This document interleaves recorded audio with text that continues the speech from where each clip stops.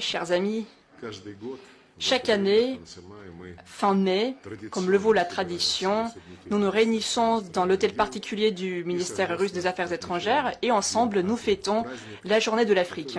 C'est une fête qui symbolise la volonté implacable des peuples africains, leur lutte pour la liberté et pour la dignité humaine. Cette année, la fête coïncide avec le 20e anniversaire du Conseil de paix et de sécurité de l'Union africaine. C'est l'un des organes principaux de l'organisation panafricaine et qui a beaucoup fait pour former l'architecture de sécurité africaine moderne. Il a aussi beaucoup fait pour l'intégration politique, sociale et économique et il a beaucoup fait pour préserver le rôle et la place légitime de cette union au sein des liens économiques internationaux.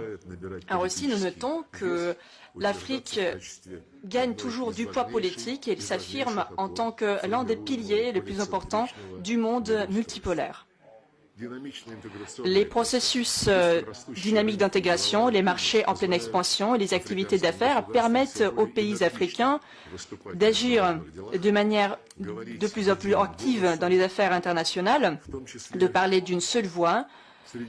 Et pour prouver le rôle global croissant de cette région, je mentionnerai l'adhésion de l'Union africaine au groupe des G20 qui a été soutenu par la Russie et je mentionnerai également l'initiative de paix africaine à destination de l'Ukraine. C'était une initiative proposée par le président Ramaphosa et en groupe des pays africains ont proposé cette initiative lors de la rencontre avec le président Poutine au mois de juin et de juillet 2023. La Russie et l'Afrique sont réunies par des liens d'amitié étroits, historiques, et à l'époque de libération du colonialisme occidental, l'Union soviétique a aidé la région à lutter contre la dépendance et a soutenu les pays africains au sein des organisations multilatérales et elle a octroyé une aide économique et technique pour mettre en œuvre l'économie nationale. Elle a également aidé à assurer la sécurité de ce continent. Aujourd'hui, il faut lutter contre les nouvelles pratiques néocoloniales. Les méthodes de l'Occident ont évolué, mais le sens de son approche aux pays africains sont restés les mêmes. Ils vont se mettre tous à sa volonté, vivre aux dépens des autres, en utilisant des formes de plus en plus sophistiquées de l'exploitation dans le cadre de ce qu'on appelle l'ordre basé sur les règles. Nous sommes prêts à appuyer toujours dans des conditions actuelles pour qu'ils puissent renforcer leur souveraineté, régler les problèmes socio-économiques pertinentes et de défendre la place équitable de l'Afrique dans le monde moderne et cela comprend bien évidemment la réforme du Conseil de sécurité. Et contrairement aux anciennes métropoles, nos relations avec les amis africains se basent exclusivement sur la parité, sur l'honnêteté, sur le partenariat honnête, sans politisation, chantage et ingérence dans les affaires intérieures. Le président Poutine a qualifié d'une véritable percée les sommets Russie-Afrique. Lors du deuxième sommet à Saint-Pétersbourg, juillet dernier, il a été confirmé que nos approches convergeaient. Il s'agissait de la construction des échanges interétatiques qui devaient se baser sur le droit international et avant tout sur la charte de l'ONU dans tout leur complexe. Nous avons harmonisé les mécanismes de la coopération pratique dans tous les domaines.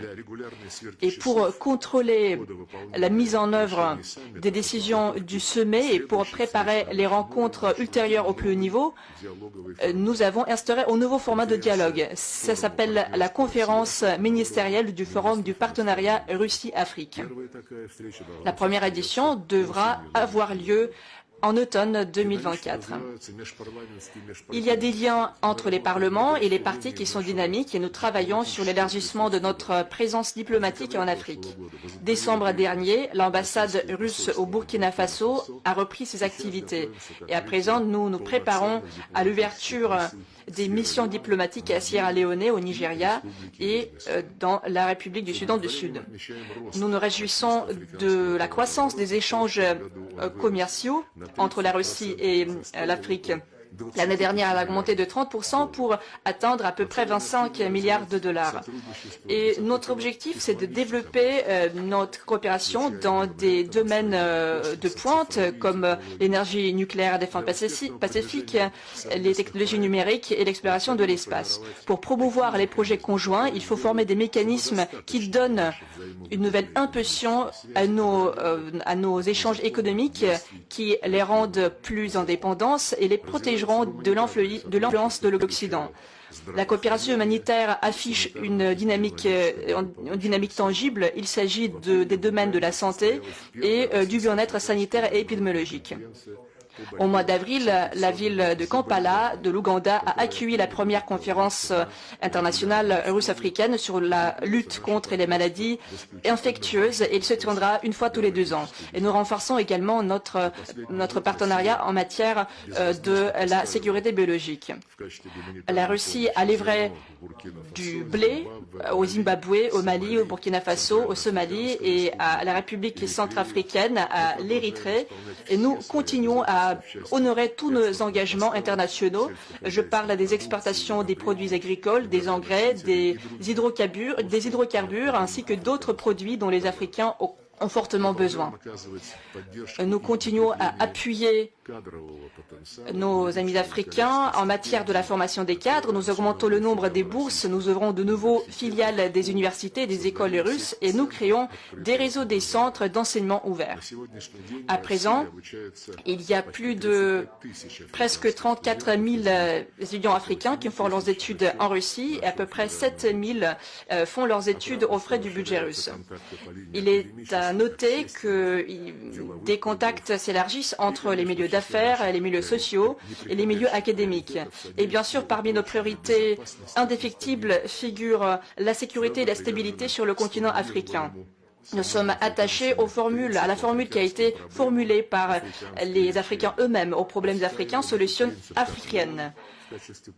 Et nous protégeons ce principe au sein de l'ONU en tant que membre permanent du Conseil de sécurité, dans nos contacts avec l'Union africaine et dans nos contacts avec les pays et les organisations sous-régionales. Je tiens à remercier nos amis africains pour leur position responsable vis-à-vis du conflit en Ukraine. Je l'ai déjà dit, vous continuez à être attachés à des évaluations équitables, justes, malgré les tentatives des Occidentaux de les entraîner dans la campagne russophobe. Chers collègues, le potentiel de la coopération russo-africaine dans tous les domaines est vraiment très important.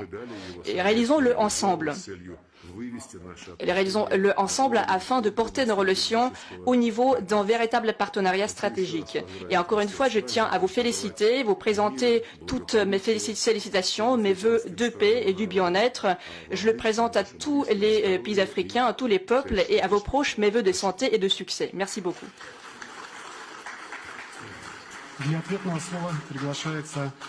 Nous donnons la parole aux ambassadeurs extraordinaires et plénipotentiaires du Cameroun à la Fédération de Russie, le doyen du corps diplomatique africain, son Excellence Mahamat Pabasale. À vous la parole.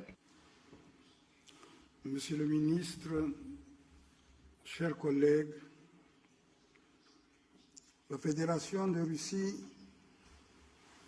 organise ce soir une nouvelle fois une réception que vous présidez personnellement à l'occasion de la célébration de la Journée de l'Afrique.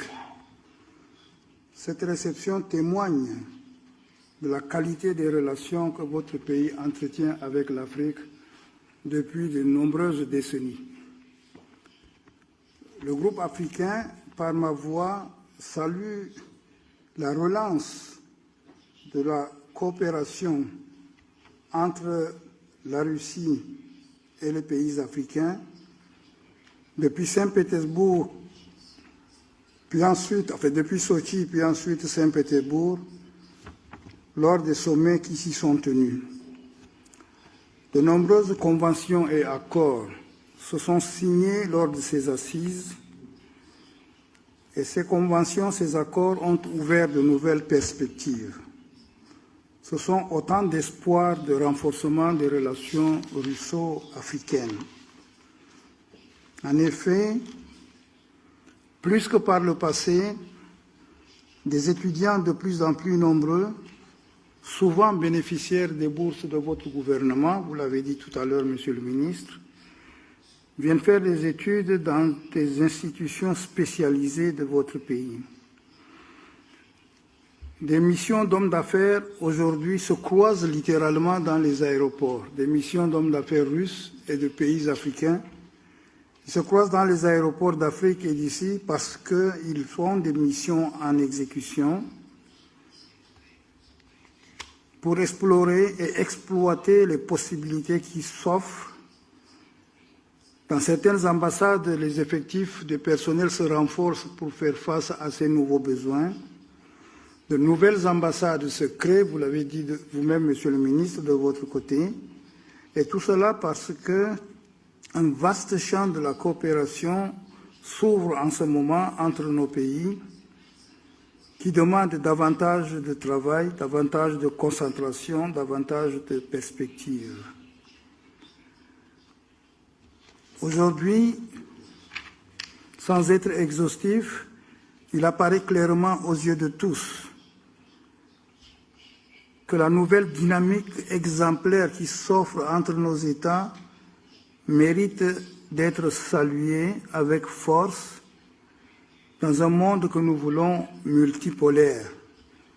Certes, cela entraîne des mécontentements, nous n'entrerons pas dans les détails, mais ces rapprochements qui sont bénéfiques à nos États, notamment aux États africains, en matière de formation, en matière d'échanges économiques, d'expertise, y compris au niveau de la sécurité, sont des échanges qui sont particulièrement importants. Et c'est dans cette perspective que je voudrais souhaiter, si nous avions eu les verres, j'aurais levé le verre, c'est dans cette perspective que je voudrais souhaiter que le développement entamé, qui a pris beaucoup de dynamisme ces derniers temps, se poursuive de façon plus forte, de façon harmonieuse, dans le cadre dynamique d'une coopération russo-africaine toujours plus solide. Je souhaite donc, après vous, Monsieur le ministre, que chacun en ce qui le concerne, et nous y attachons en ce qui nous concerne beaucoup d'importance, que chacun y travaille effectivement pour le plus grand bien de nos pays. Et je vous remercie.